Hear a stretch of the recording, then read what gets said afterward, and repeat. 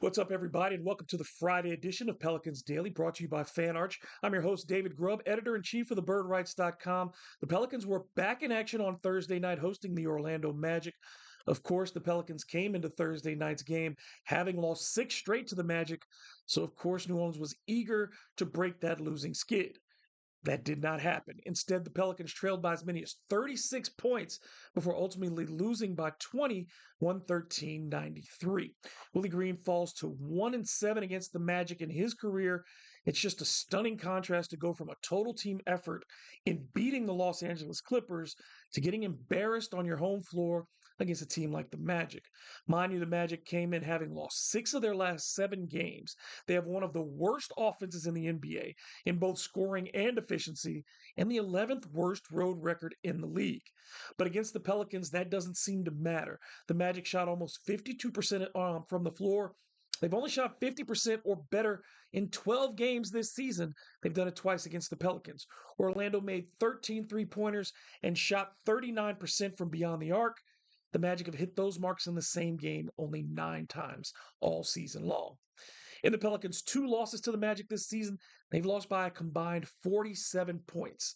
The sweeps just keep getting worse year by year, starting with 21 combined points in 2022-23.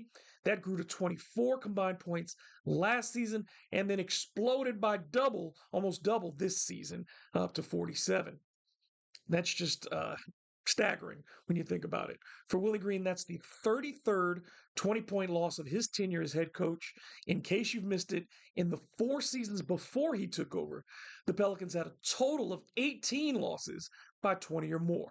With some really good teams still left on the schedule, he does have a chance to double that mark as well. It was a trash performance all around.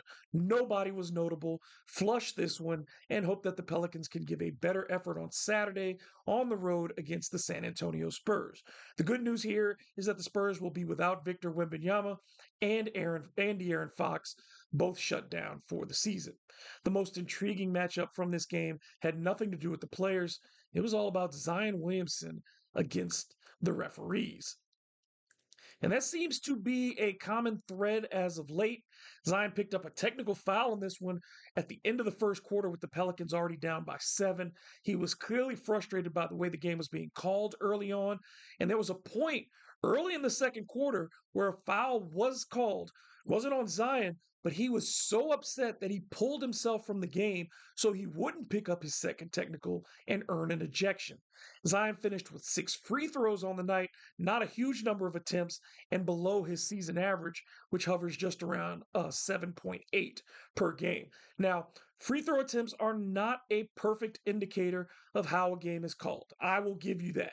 But something has changed lately when it comes to Zion Williamson. Over his last 8 games, Zion is only averaging 5.8 free throw attempts per game. And he has had more than 6 free throws in a game only once. That came against in a home loss to the Rockets when he got 12 free throw attempts. In the 10 games before that, from January 25th to February 23rd, Zion was getting to the line 9 times per game, shooting less than 8 free throws in a game only once. What I do know is Zion Williamson's game has not changed. He's still driving to the bucket. His minutes are up, but his shooting percentage is roughly the same. But his free throw attempts are down more than 3 per game. To quote Keith Sweat, something just ain't right. We've heard other outbursts from Zion during games, but he rarely picks up technical fouls. If I'm not mistaken, this was his first tech of the season. He probably should have more considering the whistle that he's got. I will say this, Willie Green should have some too. The Pelicans are losing games anyway. He needs to take this bullet for his franchise player. He should be on the court more often complaining about these calls or the lack thereof. He doesn't have to curse anybody out, doesn't have to violate his beliefs, but he needs to stand up for his guy. I have to believe that not defending his players is far more damaging at this point than picking a fight with the refs on any given night. And I think the fans, based on their reactions, are tired of it too. Okay, enough of that. We're 2 games into the Mo Bamba experience. So let's take a look at how that is going. Look, against the Magic, Mo Bamba had just 2 points, 8 rebounds, 1 block, and 1 assist in 26 minutes, and an overall plus minus of -1. That gives him averages of 1 point per game, 7.5 boards, 1 block, and half an assist, with a positive overall plus minus in just over 20 minutes per game. The only thing that matters to me, and what I think should be the only thing that matters to you, is how well does he play alongside Zion Williamson? And then to a lesser extent, how does he play with Trey Murphy? Bamba and Zion have shared the court for 24 minutes, the equivalent of one half of basketball. In those minutes, the Pelicans have an offensive rating of 117.8, a defensive rating of 117.4, for a net rating of 0.4. Among the Pelicans' three centers over those two games, that's the best defensive mark, much better than what these get with Zion and Carlo or Zion and Misi, who are both above 130. It's the best net rating with both Carlo and Misi in the negative.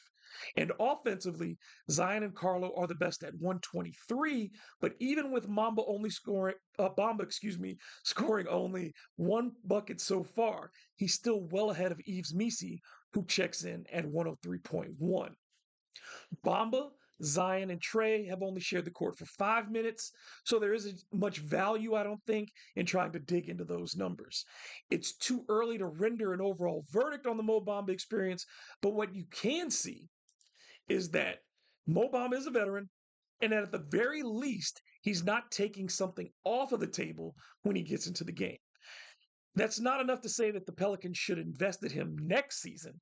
But if we're talking about the rest of this season, especially if the Pelicans rest more of their players more often, keeping him around seems to be worth it for no other reason than he makes the defense better. It's really easy in the abstract to say that the Pelicans should just lose every one of their remaining games. But this isn't 2K, and you can't just sim to the end of the season. These are people, and they have to play these games. And some people have spent and are spending their money to watch them. The Pelicans have to at least put a passable NBA product on the floor. All right. The Pelicans are still solidly in fourth place when it comes to their NBA draft lottery odds. Um, they didn't have much of an impact in the game on Thursday. They weren't impacted much, by the game on Thursday. But the Pelicans are solidly in fourth place, 1 game back of the Charlotte Hornets for third, and 4.5 games ahead of the fifth place Brooklyn Nets.